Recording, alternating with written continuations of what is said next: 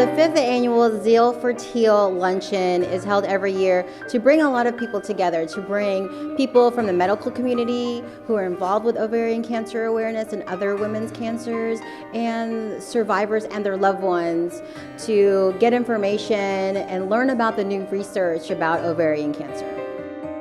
Classification leads to how you think about the tumor and how you approach the research of the tumor. So it's very exciting that there is a new classification that actually came out in 2014 that reflects the advances in our understanding of ovarian cancer. And our understanding is a little bit different. So new classification has new opportunities. For example, in many parts of the US and Canada, a lot of tubal ligations that women are getting offered after they completed childbearings are now total removal of the tubes to try to prevent or prophylax against fallopian tube cancer. The classifications into low grade and high grade and borderline allow us to avoid chemotherapy in cases that are not going to work, that we don't think is going to work, and allow us to focus the chemotherapy and target the chemotherapy in the high-grade tumors, again, based on the immunohistochemical studies. We're able to identify candidates for alternative treatments, and there will be more and more of this in the future. Granulosa cell tumor is I think, a real challenge. We also, just like I talked about, low-grade serous, mucinous, and clear cell not being very sensitive to conventional chemotherapy drugs. The same is true of granulosa cell tumors. We know that a very high proportion have a mutation called the FOXL2 mutation, but that finding has not yet translated into better treatments. So for granulosa cell tumor, fortunately, most of them are diagnosed in early stages, and they are only treated with surgery alone. But for women who have either advanced stage metastatic disease or develop a recurrence, the main treatments that we have available are still conventional chemotherapy. Hormonal therapy can be very effective in some women. We are already in an era of personalized cancer therapy where we can profile a tumor, we can review the genes, and using that information select better therapies. But not only better therapies, it will also give us information about what treatments may not be effective in women whose tumors include certain mutations or who may experience very untoward side effects.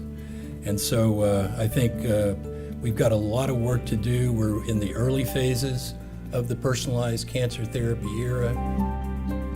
So the progress has been slow in granulosa cell tumors, and we don't know nearly as much about these as we do about some of the other subtypes, but we hope to continue to study them and to make progress. So like Dr. Gershenson said, majority of our cancers are sporadic, so we don't know why they're caused, but 15% of all ovarian cancers actually have a driver mutation, either BRCA1, 2, or some of the other genes down that I've mentioned. So one of the things that is part of the high quality or quality of care for ovarian cancer is that every patient with an epithelial ovarian cancer has to undergo genetic testing. And that is because, number one, it provides information about their own tumor. Number two, it provides information for their family. But number three, and most importantly, we now have drugs that can target these patients and have really affect their overall outcome. It is extremely important to empower yourself with the knowledge of what is actually standard of care or the state of the art in the field, so that when you are presented with treatment options by your physician, you can make an intelligent and informative decision as to how to go forward, because some of these decisions are going to affect how your cancer is treated, how it responds, but it's also going to affect how your quality of life is going to be as you go through this long journey. Just want to sort of discuss some of the unique features of immunotherapy, and this is of course in comparison to radiation or chemotherapy, which are the other two main methods of treating disseminated cancers. So in immunotherapy, drugs and treatments affect the immune cells. So we're actually not attacking directly the cancer cells. These drugs are not directly attacking cancer cells. They're actually activating the body's immune systems to then indirectly attack the cancer cells.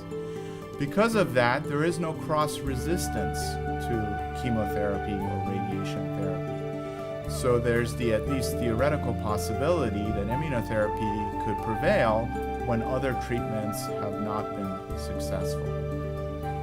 There are multiple killing mechanisms, and I won't get into details of that, but suffice it to say that we don't have just one type of immune cell, but we have multiple different kinds of immune cells with different functions. Some are short-acting, some are long-acting, some are memory cells. And just like there are certain infections that you might get once, but your body is always protected, there is a potential for memory or long-term protection from immunotherapies. And so I think in the next 5 to 10 years, we're going to see a whole slew of different combination immunotherapy trials to figure out which ones work best for what types of cancers. Music, visual art, dance, film, you name it. Any art form is just important to healing in general, healing, cancer healing, or any kind of healing. My message to survivors is to equip yourself with information to help you on this journey. I also think that it's very good to tap into the resources of working with other survivors and connecting with programs like Ovarcome, and you need to know what you need to do to help you live your healthiest life.